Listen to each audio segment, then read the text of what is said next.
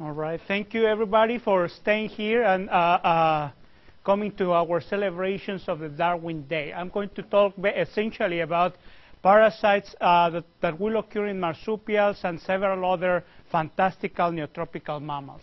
So what I'm going to do during these 15 minutes or less, hopefully, is talk about the systematics, the phylogeny of a group of nematodes that fascinates me utterly. And then that is going to include those nematodes of the family Aspidoderidae that will occur in the cecum and large intestine of these organisms. I cannot use this. Yeah, see? It restricts my freedom of movement. All right. So, okay, but the nematode that for whoever is talking this in the cyberspace, this is the fantastic nematode. All right, but in addition of talking about this phylogeny, I'm going to emphasize the fact that the diversification of these nematodes has been the result of several events of host switching, which means these nematodes are jumping up and down the tree of mammal, or the phylogeny of the mammals. I'm going to also use a little bit of time to emphasize the distribution of the worms in several hosts or mammals, just to imply that the parasites care very little about the identity or the taxonomic identity of their host. And then related to the fact of the evolution in your backyard, so you don't feel shortchanged, because I'm going to talk about South American stuff. I'm going to talk about how these organisms are dispersing northward, and they are essentially dwelling, or at least some of them are dwelling in your backyard. And then we're going to have a discussion probably by the end. Let me hold on a second, because I remember that before we do all of that, I'm going to offer you a brief overview of evolution of mammals. Mammals and you. Mammals and your backyard is going to be summarized right here.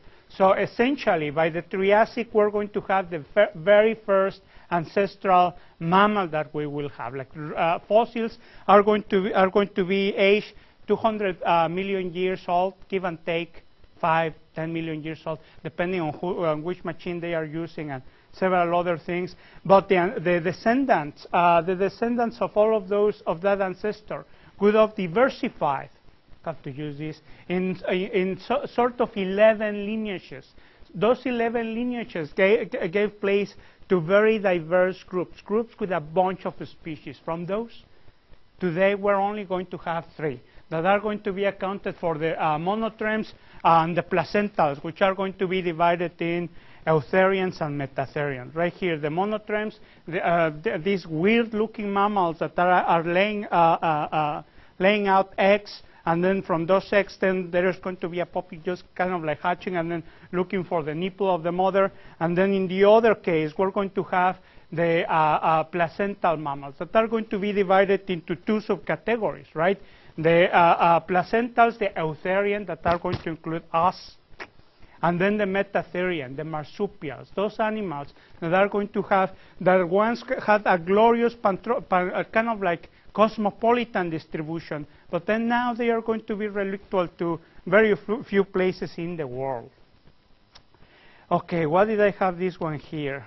Oh, yeah, to show you the pictures of these animals. Right here, from the lineage of that originated the extinct mammals, the eutherians, we're going to have the metatherians. That will include animals like the opossums, yes, of course, the wombat, the koala, and all of those Australian marsupials. But you are not 12. You are not 8, and then you're going to pay attention to the ones that are from South America. So essentially, the other groups that we're going to have will include the eutherian, in which we're going to have a great diversity. The greater diversity of the mammals will be here. The ones that I am going to discuss in the next few seconds or minutes will include the Xenarthrans, that are going to be represented by the armadillos, and the Strucognath rodents, that is just a fancy word to identify a bunch of families that are related to the guinea pig. So just imagine guinea pig and other delicious mammals that are going to be here. The one thing that we're going to exclude is the true diversity of Eutheria, which includes essentially rats and bats. Rats and bats are most of the diversity of Eutherians, but we're going to skip them tonight because we're in a good mood.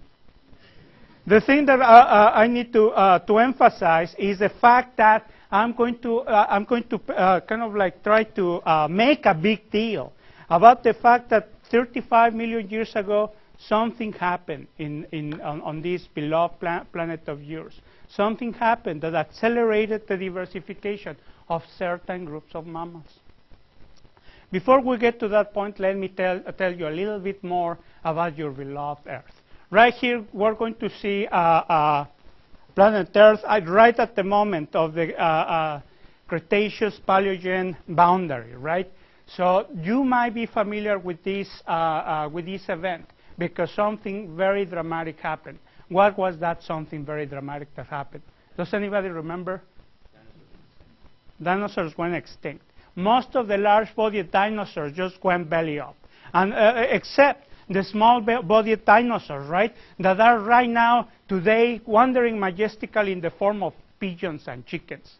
So those are kind of like what is left from those dinosaurs. But in addition, we're going to have the fact that several of those small-bodied mammals that were already 200 million years, like kind of like 134 million years before this event, were already diversifying and meandering up in the trees, kind of like climbing up and down the trees, and then inhabiting and conquering Earth.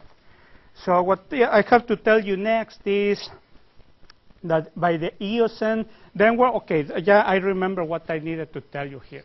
So I needed to tell you or ask you to pay attention to the fact that during this time, the New World, North America and South America were essentially split apart, and they were very far distant territories. During a period of 30 million years, more or less, they remained in isolation. And during that lapse of time, we have a bunch of diversification of clades that originated several groups of mammals, from which we have like groups that are essentially extinct. From this time until kind of like the Eocene, maybe the Pliocene in some cases, like we have like camels just originating in South America, crossing through kind of like the central Great Plains of Nebraska, just becoming extinct in that area, reaching the Beringia place, and then making it to Asia. Things like that, those spectacular events were relatively common in, well, not common, but then were or left a dramatic, indelible print in our evolutionary history. Among those, a bunch of scientists discovered that by the end of the Eocene, kind of like 36 million years ago, 33 again, we're going to have several events that are going to explain the diversification and the origin of several groups of mammals that invaded essentially South America. Those cabbie-like rodents, those Stricognaths, arrived from Africa, apparently through hopping several islands that were present in the continent. And then subsequently, we had all the other mammals, other even vertebrates that followed this very same pattern. Later on, and in more recent times, we had the dispersion northward of several of those endemic elements that from South America were climbing up to the north. And then essentially part of these dispersing organisms are going to account for what we see today as the armadillos and the opossums that you can get to see in your backyard. All right. But before I jump into any more, well, I really need to kind of leave all of this stuff. Too much talk about rocks, very little about worms. So, but essentially, one very important thing that is a coincidence with all of these events is that in the transition between the Eocene and the Oligocene, essentially 35 million years ago, the temperature dropped. And then scientists speculate that this drop of temperature was the cause of these northern land masses just kind of like shifting their configuration and then just opening up currents that would facilitate the entrance of water from the poles towards the tropics, cooling everything down and causing apparently some other extinctions. But at the same time, they cause diversifications. And among those diversifications that they originated, we can establish the origin and the beginning of a single radiation event from a single ancestor marsupial that gave place to all of the diversity of opossums that we get to see today. You might be thinking, opossums, diversity, blah.